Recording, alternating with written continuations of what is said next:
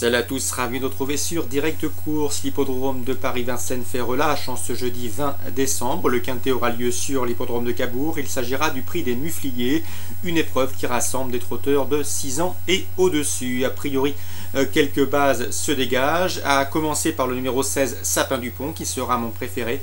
Ce cheval, à mes yeux, présente de solides garanties. Certes, il doit rendre 25 mètres sur l'anneau de Cabourg, ce n'est jamais aisé, mais attention, il vient de marcher une 12,7 en réduction kilométrique à Vincennes, preuve de son excellente condition physique.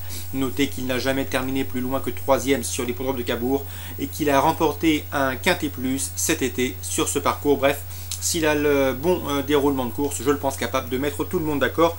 C'est le numéro 16, Sapin Dupont. Je lui opposerai en priorité le 11, Spooler des Obos, un cheval que je vous ai déjà indiqué à plusieurs reprises. D'ailleurs, nous avions réalisé une interview pour Canal Turf Radio d'Éric Martin, son entraîneur, qui nous avait confié que le cheval n'avait pas les gains en rapport avec son potentiel. Le cheval lui donne raison.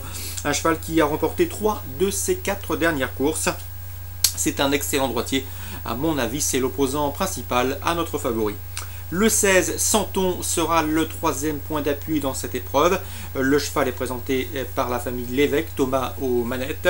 Sachez que lui, c'est un excellent droitier, un cheval extrêmement régulier. D'ailleurs, ses 6 dernières courses à corde à droite sont excellentes. Sachez également que le cheval, en cours de ses derniers parcours, a prouvé sa forme. Il sera déféré les 4 pour l'occasion. Bref, dans ces conditions, lui qui a gagné son unique prestation sur ce parcours mérite également qu'on lui accorde un large crédit. Résumé chiffré, 16, 11 et 15 pour les 3 bases. Ensuite, pour les places, je vous conseillerais le 6, Rivage des Landes. Cheval à mon avis qui n'a pas de marge, mais il part en tête, il est régulier, il est en forme. Ça doit lui permettre de conserver un lot, c'est un bon droitier. Le 3, c'est Red Williams, c'est un petit peu le même constat que le précédent cité. Lui aussi sera déféré des 4 pieds et a été préparé pour se quinter une place dans ses cordes. Le numéro 9, c'est Sambo Duofi. Lui, il pose un petit peu une interrogation. Il a des titres à faire valoir, il est bien engagé au premier échelon. Cela dit, il n'a pas paru en piste depuis le mois de mai 2011, plus d'1 an et demi d'absence pour lui. Mais s'il est déféré les 4 dès cette course de rentrée, il convient de s'en méfier, raison pour laquelle il figure dans cette sélection.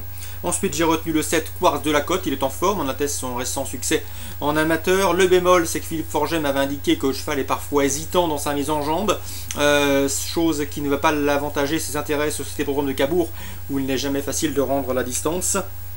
Et le numéro 5, c'est Rabolio Duval. À mon avis, il est barré pour les premières places, mais à la faveur d'un bon parcours, il peut pourquoi pas venir compléter la combinaison gagnante de ce quintet plus. Résumé chiffré, 16, 11, 15 que je vous invite à prendre en base. Ensuite, je retiendrai le 6, le 3, le 9, le 7 et le 5. Cabourg encore, dans l'As 3e, Franck Chartier n'est pas négatif au sujet de 308, Aïda Desvalois. D'après lui, elle a du potentiel pour briller à Vincennes cet hiver dans les courses montées réservées à la jeune génération. Donc attention à elle, il y aura sans doute une belle cote. Elle peut pourquoi pas figurer sur le podium et venir pimenter les rapports.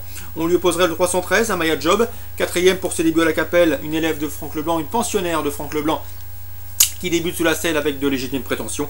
Je me méfie également des inédites, le 301 Guarella et le 302 Arwen Rosgen, qui dépendent d'entraînement toujours très sérieux avec les jeunes pousses. Le 306 mérite également crédit, Atlanta, qui dépend d'entraînement de Philippe Allaire, qui n'a plus à faire ses preuves dans l'art de façonner et de dresser les poulains et pouliches de 2 ans dans cette discipline. 308, 313, 301, 2 et 6, bref, pas mal d'informations, mais a priori, pourquoi pas élargir vos jeux en trio, voire en multi. Bruno Cormier, un habitué de notre rubrique Canal Turf Radio, présente le 610 Start de la Plaine. Tous les feux sont au vert, le cheval est au top, il vient de s'imposer sur ce parcours, il est bien engagé. Bref, une confirmation est logiquement attendue. On lui opposera dans cette épreuve le 604, Rivière Jolie, confirmée et régulière sous la selle. Le 616, Super du Châtelet, c'est vrai qu'il est délicat, il reste sur plusieurs disqualifications, mais sa dernière prestation entre montée s'était soldée par une bonne 2e place sur l'hippodrome de Caen, courant octobre. Et à ce titre, il mérite également une mention favorable. 610, 4 et 16. Je termine avec un coup de cœur, le 812, Vaillant Keo, que je vous invite à jouer en jeu simple. Le cheval a beaucoup d'atouts dans son jeu, il avait gagné en débutant corde à droite sur l'hippodrome d'Angers avec Thierry Duval d'Estaing. Il vient d'effectuer une course de rentrée tout à fait encourageante sur l'hippodrome de Nantes. Il retrouve l'entraîneur normand au sulky et a priori l'opposition est dans ses corps. Donc ce 812 Vaillant Keo mérite à mon avis d'être joué en jeu simple gagnant placé. Le 812 Vaillant Keo. Course ciblée à Cabourg, 3e, 6e, 8e. Bon jeu à tous et à demain.